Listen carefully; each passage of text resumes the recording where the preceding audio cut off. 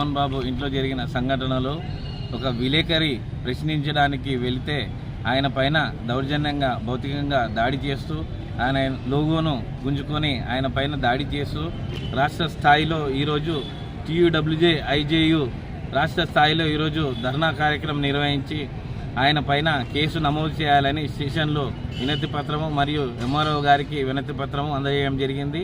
భౌతికంగా ఇలాగైతే ఎవరైతే భౌతికంగా విలేకరుల పైన దాడి చేస్తారో వారిని తక్షణంగా అరెస్ట్ చేయాలని మా యొక్క డిమాండ్ అని.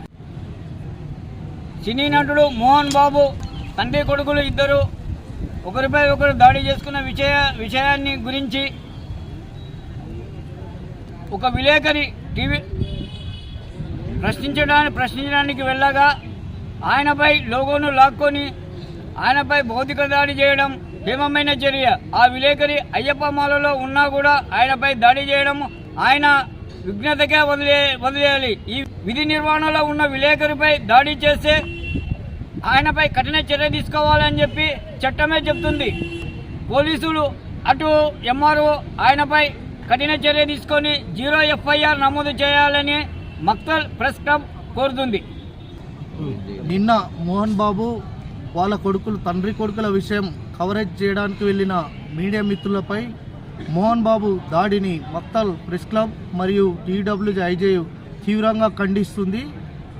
రంజిత్ అనే TV9 రిపోర్టర్ మాల ధరించి కవరేజ్ ఏరికి వెళ్తే ఆ లోగో తీసుకొని విచక్షరహితంగా ఆయనపై దాడి చేశాడు. దీన్ని తీవ్రంగా ఖండిస్తుంది మక్తల్ ప్రెస్ క్లబ్. ఇలాంటి దాడులు చాలా వ్యతిరేకం, దీన్ని తీవ్రంగా ఖండిస్తున్నాం. ఇలా దాడి చేసిన మోహన్ బాబు సినీ నటుడు వెంటనే అరెస్టు చేయాలి, కఠినంగా శిక్షించాలని కోరుచున్నాం.